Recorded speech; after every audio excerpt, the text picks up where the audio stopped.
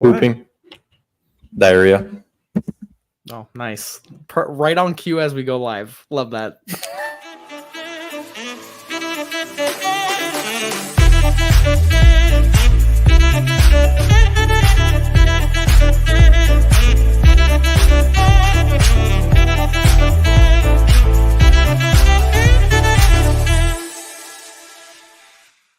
Welcome to the Heron Heads podcast. My name is Julio, and I'm joined by Chris and Jose. And on behalf of the guys, we want to thank you for joining us here as we recap Toronto versus Inter Miami, a really fun match. Inter Miami come away with the 3-1 victory. Thank you to our chief Heron Heads, Matias, Chow, Abu, Ava, and Mari V. Thank you for your continued generous support. If you'd like to support us on Patreon, you will find a link in the description wherever you're listening, as well as a link to our Discord server, which was a lot of fun tonight, and also to our merch store if you're interested in any of that. And lastly, if you guys are watching on YouTube, firstly, thank you guys for stopping by. Secondly, please hit the like and subscribe. It's totally free. It helps us a bunch, and we super appreciate it. So, yeah, 3-1. Jose and I both predicted a 3-1 victory. Chris thought it was going to be 3-0.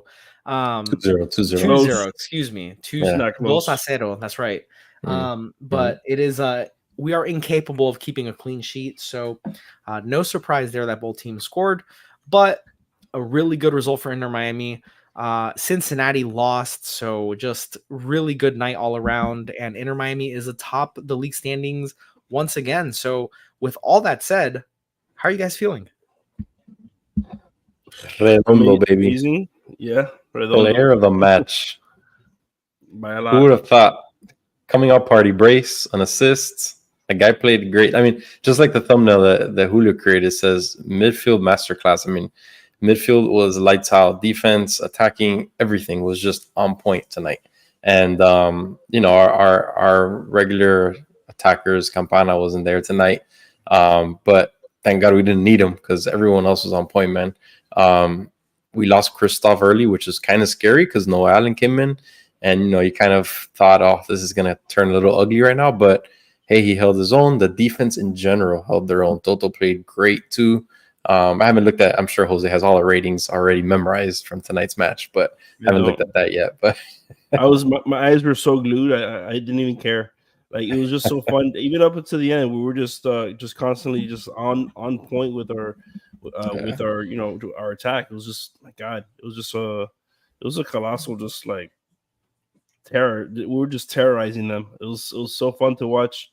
I really couldn't believe that. I did expect it because we did expect the 3-1, but I felt like at the end I felt like they were kind of like we're slowing down a little bit, but damn, Julio, we killed them. It was a massacre all game.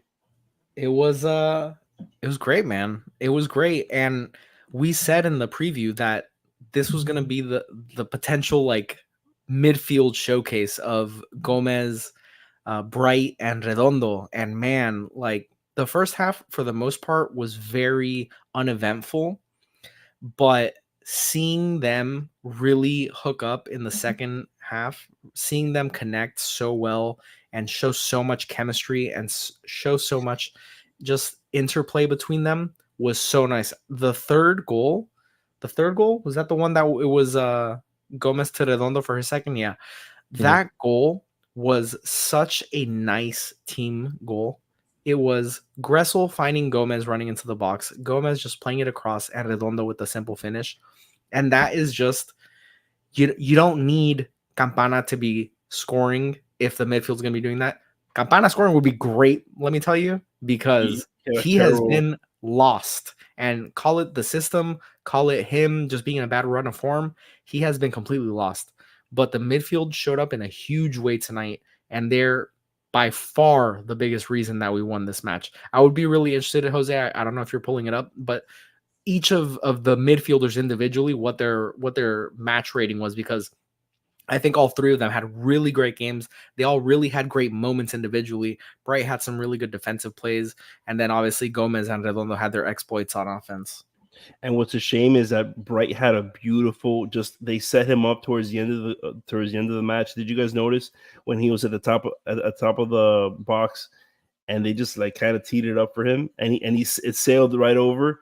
My God! And the reason why I was like, man, that would be really cool. Him, Redondo, and Gomez all getting a goal today. That would have been amazing for just to watch, because yeah, like we were all super excited about all three of them just playing together. But now on SofaScore, for some reason they have Matias. So when you say what's the midfield grades, on SofaScore, it's considered Redondo with a 9.6, man of the match by a long shot. Yannick Bright had a 7.0. And then they have Matias playing the left center mid, which is, I thought it was Diego Gomez playing. Oh, because they had Gomez technically as the left wing. Yeah, you saw it. You saw it throughout the game a little bit, switching off here and there. So yeah, that's sort of the beauty of it, man. Yeah. They were just switching off. It felt. So Gomez. So I'll tell you both of their scores. He had an 8.1 with his goal, and then Matias Rojas had a 6.6. Yeah, Rojas, I felt like he was absent for large stretches of this match, but. And then David Ruiz replaced him. He had a 6.7. Yeah, he was in for 10, 15 minutes. I don't think he was in long enough to really do anything. And the match was really well in hand by that point. But it's interesting they have it set up like that. And I think it brings up a good conversation of like Gomez and Rojas. And on the other side, you have Redondo and Gressel. Like at times, because of the personnel, we're able to go from 4-3-3 to 4-5-1 to 4-4-2. Like there's so much flexibility with the players that we have, with the midfielders that we have, because like Gressel's very good out wide on the right specifically, but he can play capably in the midfield. And then when you look at the left and we talk about Gomez, and it's going to be a shame the day that Diego Gomez leaves, because he was really cooking tonight. In the first half, he was the best player by far. Even outside of his goal. His price just skyrocketed. Well, that's what I'm thinking. I'm like, if I'm Miami, you don't want him to stay a little longer. I feel like he's just getting better. He's just getting better and better. Like what's like, I would be like, well, yo, like, so here's let's talk about this a little bit. Here's my only counter to that is that the bigger transfers are going to happen now in the summer when we're talking about Europe, because the winter transfer market or the winter transfer window for Europe is their midseason, right? So while this is our midseason transfer window, they might be able to maximize value now because it's the off season and because the European clubs have that much more capital available to them. But it's going to be a shame when he leaves, because and also he not just his midfield play, but his flexibility to go up to the left is great. To be honest, we need him to do what and we you need want to take advantage now. He's playing at his highest level right now.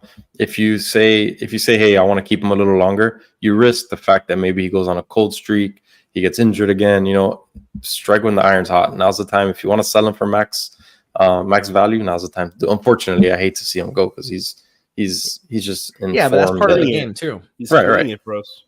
Yeah. It is part of the game, but now this is the thing. Like, and I'm the first one here that has been saying, you know, sell high, you know. But it's like, I also think that we have a shorter window than most teams, right? Where we're trying to capitalize on having a Messi. Like, you know, we just got told I sent it to you guys, the article where it's like he's out indefinitely now, Messi. And I hate to like bring that up after we just had an amazing game, but we just found that out yesterday, right? Where it's like, you know, I don't want to. We knew Miami was gonna just shroud it in mystery and be like, we don't know when he's coming back. It might be next week, might be in 8 weeks, might be in 12 weeks. We don't know. Keep buying our tickets. We don't know. Right. So it's like, you know, it's kind of so it just reinforces what I'm saying, that like, since it is a smaller window, man, I would love to just like, I would love to just like maximize what we have right now, you know. Definitely. And speaking of what we have now and what's coming during the match, Tom Bogert shared news from reporter Cesar Luis Merlo that Inter Miami is finalizing the loan signing of a center back by the name of David Martinez from River Plate. He's a 26-year-old Paraguayan international. I don't know much about him. The news came out mid-match, so I haven't been able to look up much on him, but that's good news, especially when we consider that Christoph wasn't able to finish the first half. And obviously we have Freire, who's out for the season with his injury. So Inter Miami addressing needs that we've been, you know, banging the drums for. Well, and right now, I mean, I'm gonna be honest with you. Like, I kind of like Noah Allen just a little more than Christoph. To be honest, I mean, I know that Christoph just got hurt, but it's But like, why? why? Because Um, I feel like he's not gonna get beat as often. Mm. Now I no, you To be disagree? fair, the one of Calendar's amazing stops was because he got beat. Or not necessarily beat, but they were able to shoot around him, which is not great. So I think it's pick your poison at that point. Christoph has a little bit better. He's more of a tactician. His speed is not there. We all know that, but he's usually in the right place at the right time. If he gets burned, he gets burned. There's no way he's catching up. We saw it tonight. But yeah, I just think it's a pick your poison. I don't think one's much better than the other one. You get Correct. something Correct. from one player that you don't get from the other, maybe. But I don't think there's a clear upgrade between those two. I think we I need, totally agree. yeah, we need this guy, this Paraguayan now to come in, get into form, and hopefully take that left center back position because We don't know. We haven't made any research on this person from River Plate. We just want Nope. him better. We Yeah. already think he's better. Let me Yeah. tell you. 26 years Say, old, say center what back. you Yeah, will say, and an international for his country, Mhm. an international player for his country. Which Paraguay is not a superpower. They're not like the most acclaimed South American national team by a long stretch. But we're bringing in someone. We need someone that has experience at a high level, that is trusted with protecting the back line and understands just positioning. Like that was the thing with Freire, right? Like Freire brought experience. He didn't bring incredible athleticism. He was more athletic than Christoph, but we just need solidity back there. Like we sort of joked about at the beginning. We can't get a clean sheet to save our lives. Like there will come a time where we will need to stop opposing offenses that are more competent than Toronto. So almost anything's an upgrade over Noah Allen and Christoph. So even though we haven't looked up anything on this new loan or potential loan, I guess, it is likely that it's an upgrade. I would hope that it's an upgrade if we're bringing him in, because at this point, anyone we bring in as a central defender is not for depth because there's no depth. Like we are so thin in that position group that it's just there's no one else there. So to me, it has to be an upgrade. Otherwise, we're sort of just spinning our wheels in mud. Oh boy. Nice. I don't know. I agree, Julio. It's an upgrade regardless of the way you look at it. Also, That really quick, position's messed up. yeah, really quick. Tonight was Gomez's last match with Inter Miami before he leaves for the Olympics. I think it's reported that he's leaving to join his national team, which I guess he might be meeting up with this loanee out there with Paraguay. But apparently he's leaving tomorrow. So tonight was Gomez's last match with the club until the Olympics is over. And Kremaski was not available because he was already with the U.S. national team on Olympic duty. So that's why he was not on the team sheet. So perhaps his teammate can tell him, "Hey, bro, just stick it out just a little longer. You and me, we can do it. Maybe. Let's get a few titles here, you know." Doubt Maybe. it. Yeah, I mean, doubt it. Listen, if if I forget what it was reported most recently that Inter Miami was looking for, but if we're talking like $30 million, $20 million transfer, like you just it's a business at the end of the day, and you have to sort of secure that bag and hopefully reinvest it back into the club to just better to lift the whole, right? Like if we can shore up the defensive unit because we can sign two really quality defenders because of the sale of Gomez, I mean, like that's a net gain overall, if you ask me. You know, you have to take advantage. It frees up Gressel's spot now, right? Or Robert Taylor is just biting at the bit to get back in there. You know what I mean? So tonight was almost a disaster for you, Jose, because Drake Right. Callender had two really great saves, and Robert Taylor was about 3 inches from scoring a goal. You were going to be in a rough spot tonight. let me tell you something. How many times are you going to tell me that Robert Taylor was 3 inches? Oh, Was 3 inches?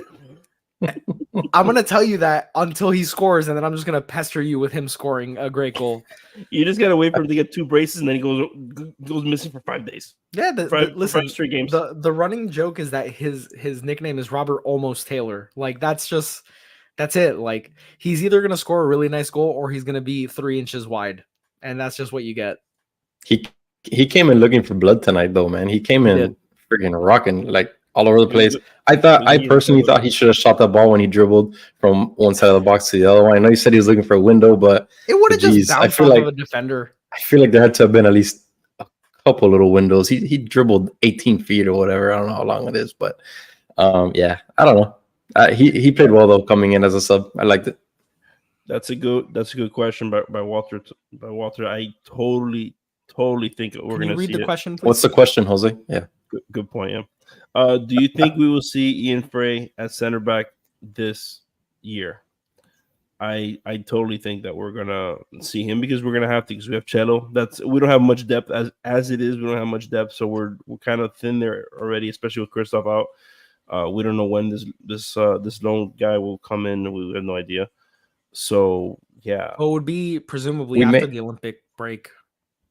so Right, I was gonna say we may see him in center back as soon as our next matchup. You know, Yeah. is it Saturday? Is that our next matchup? Just Yeah, because we also don't know the we don't have- severity of Christoph injury. Yeah. Like we have no idea what happened to him. He sort of just went down on his own, and it looked like they were working on his leg, but it was really unclear on his because knee, then it he looked walked like. off.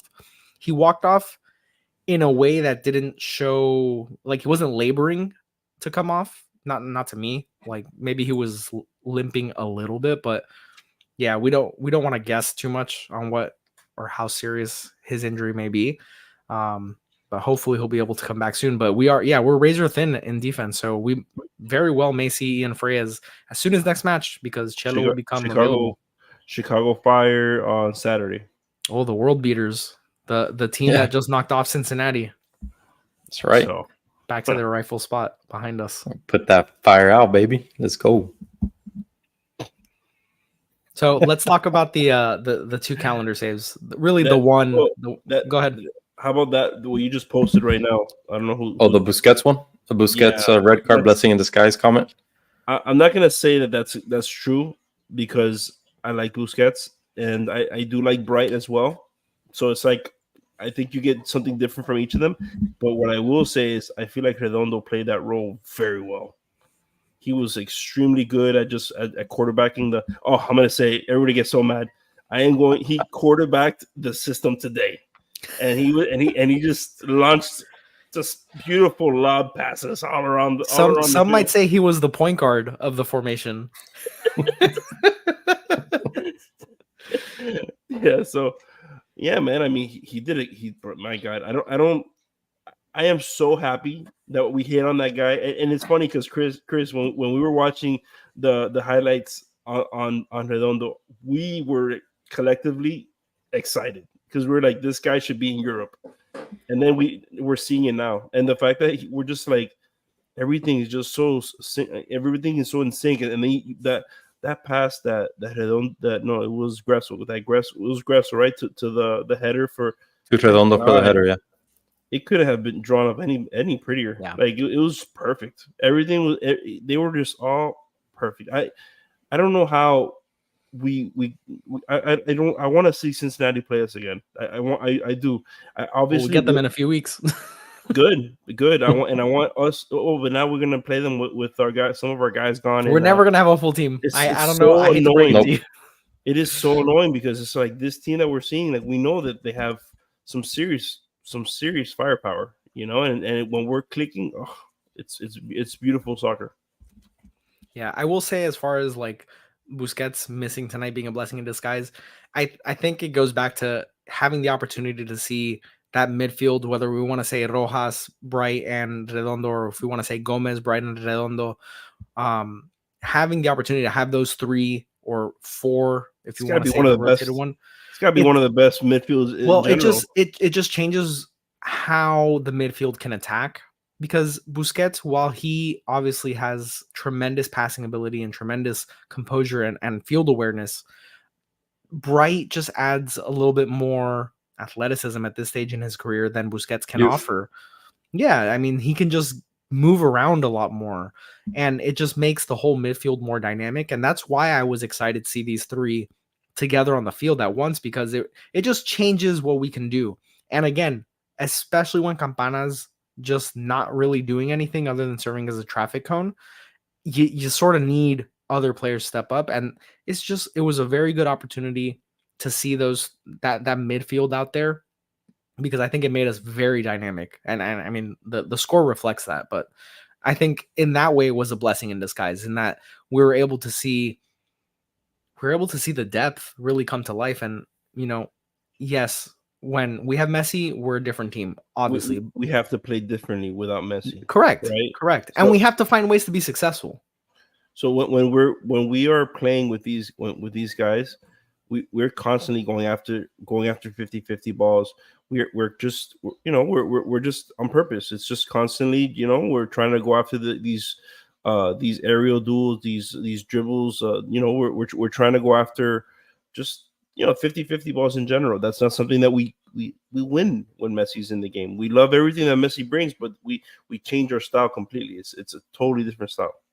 I also think we're opening up the field more, or the pitch more, when Messi's not there. Obviously, you want to get the ball to your best player, and the best player is Messi when he's on the pitch. So these guys, maybe they're not used to playing with someone at that caliber, so they're trying to force feed him sometimes, force feed him, and it creates issues in the attack. When Messi's not there, they have no other choice but to start looking for other options. I'm not saying Messi is the issue here at all. Messi is the answer for Inter Miami, but they just, like you said, they're forced to play differently. The pitch is opened up. It's a little wider. It's different passes being made. You see these nice crosses from Gressel often now to the other side, that we weren't really seeing in the beginning of the season, because I think he was trying to get it into Suarez, into Messi more often.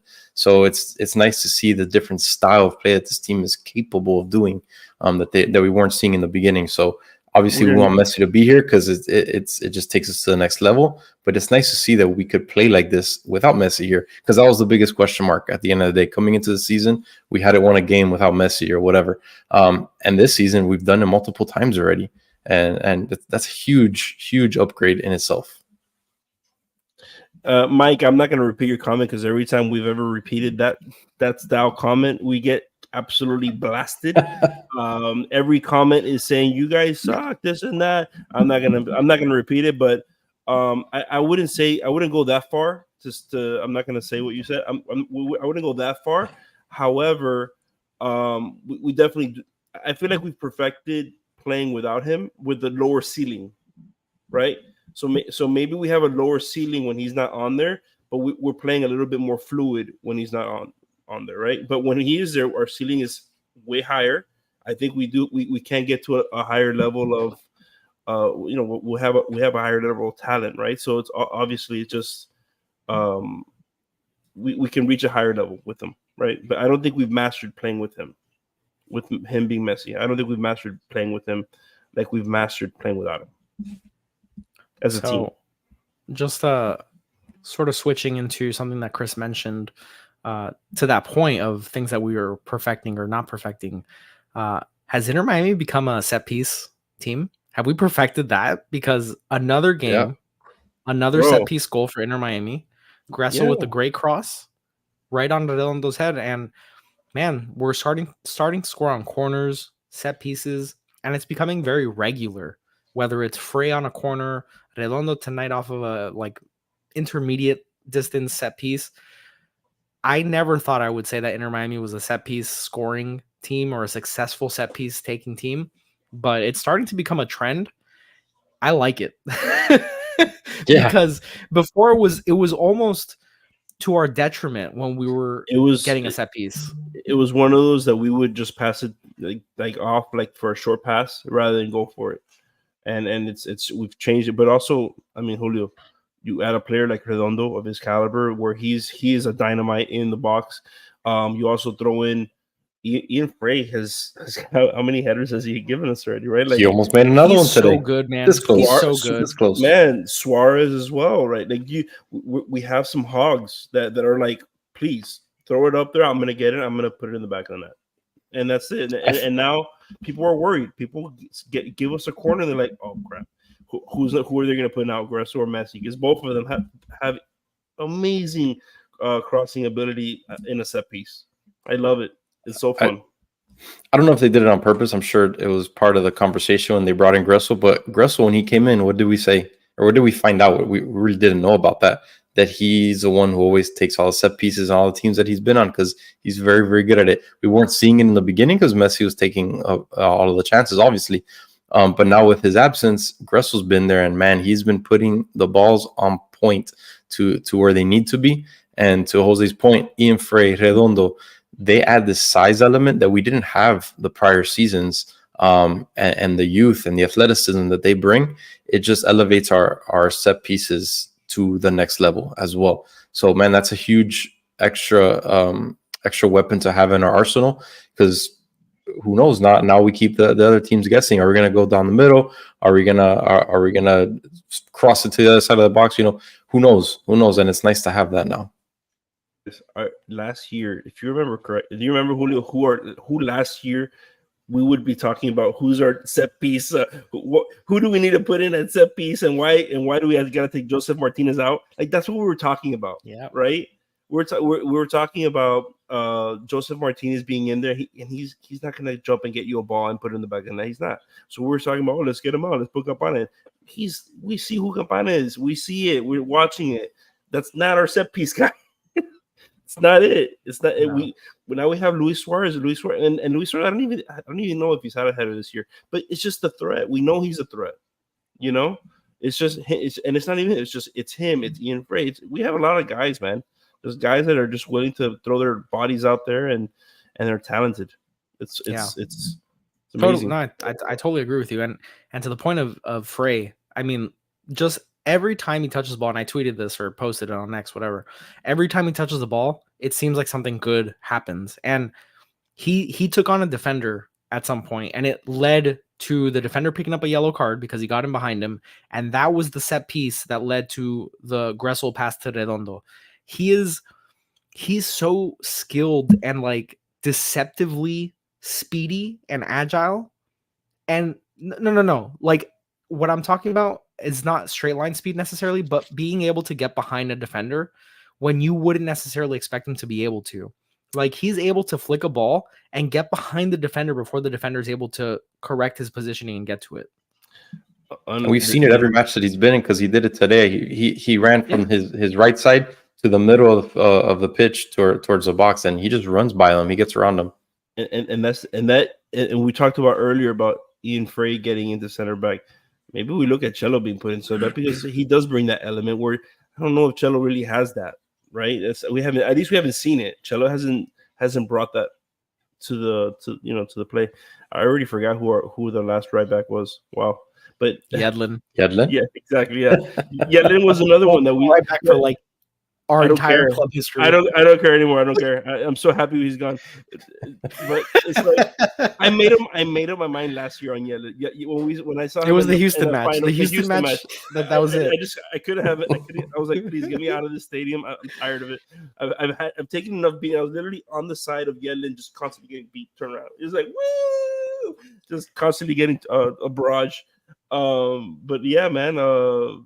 But think about that. That was another guy we like. He was our Ian Frey just upgraded him at right back just for another set piece guy, But yeah, man, I really like our back line in general. Unless Christoph, I'm nervous about Christoph and what we're gonna do there. But that back line can be good, man, because I'm starting to see where we're heading with it. It's very solid. And listen, if we're gonna have midfield play the way we had tonight, that supplements the defensive line so much. It takes so much pressure off of them. There was we would be remiss if we didn't mention the breakaway that Toronto had that they completely messed up, because that was when the game was 0-0 and Bernardeschi gets behind. Alba was completely by himself in defense with Bernardeschi running down the left wing and Kerr running down the right wing. Bernardeschi takes it all the way up, squares it across to Kerr, and Kerr somehow completely missed the goal, the net, completely missed. But outside of that, they didn't have too many like great grade A opportunities to score that we've seen in the past a lot of like counters or breakaways, because the midfield was able to just dissipate the potential counters, and just able to stop it before the attack sort of got up. Where after that one possible counter, you didn't really see too much. Yeah, Toronto generated a couple of shots from outside the box. Did they have a shot from inside the box? I can't remember one. I don't think so. Maybe- The nice shot from Bernardeschi was way outside the box. Yeah. With the amazing save by Callender, and yeah.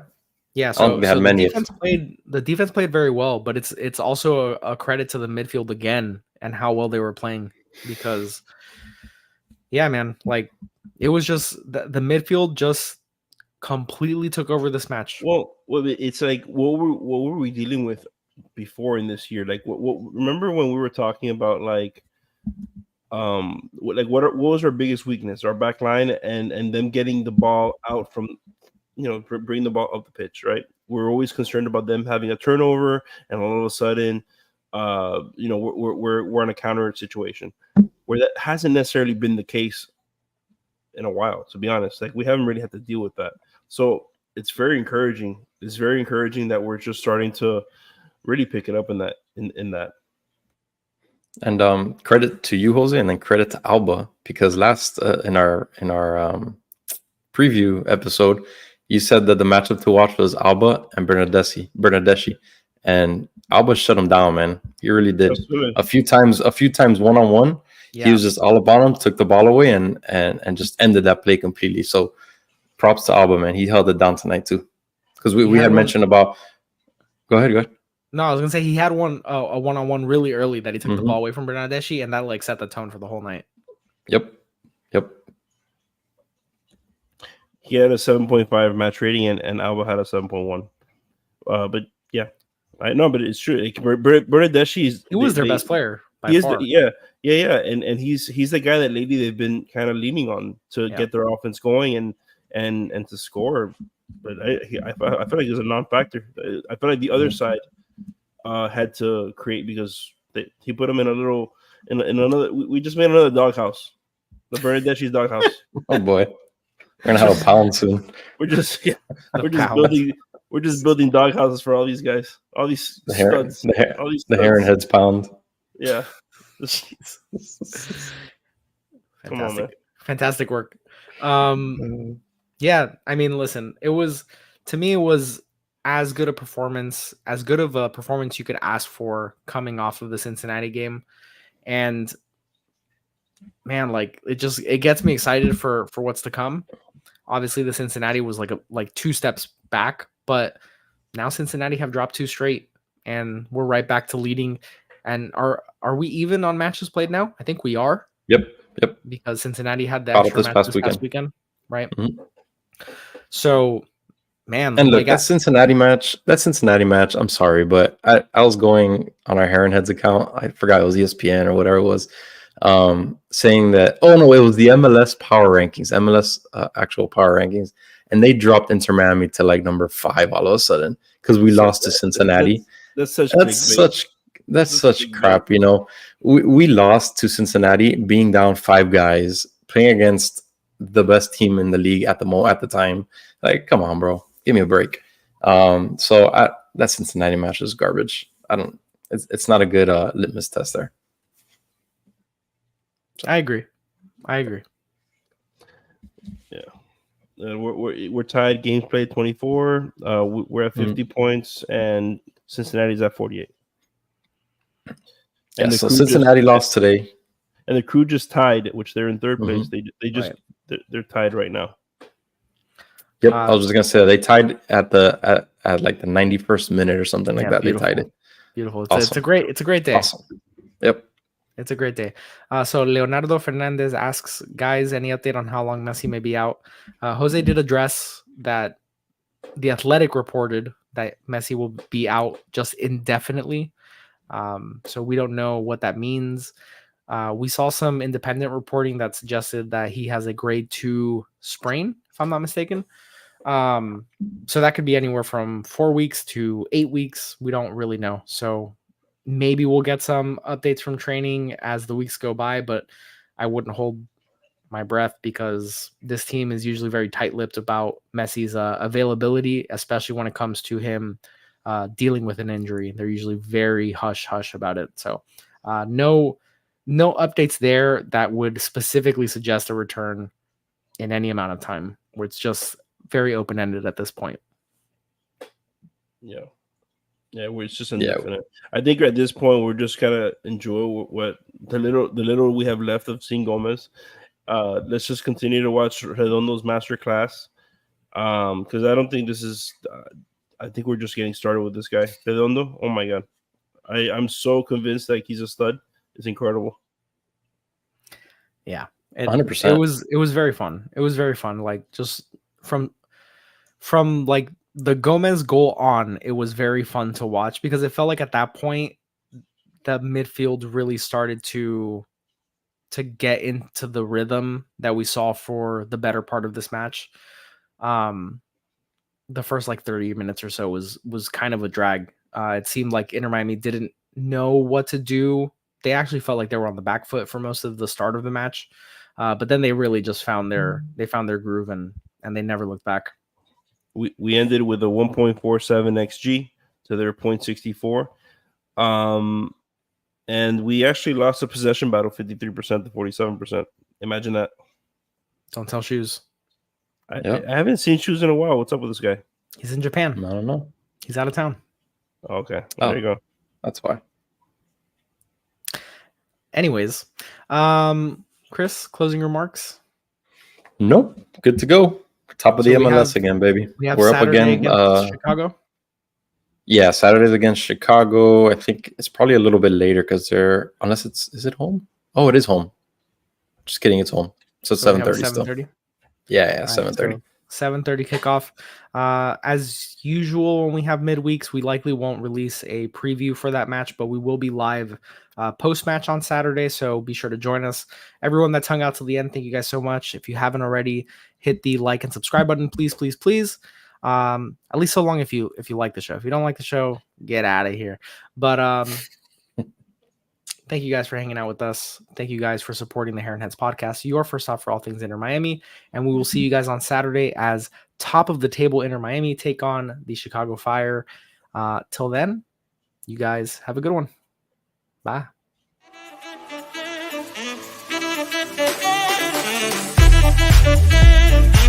Thank you.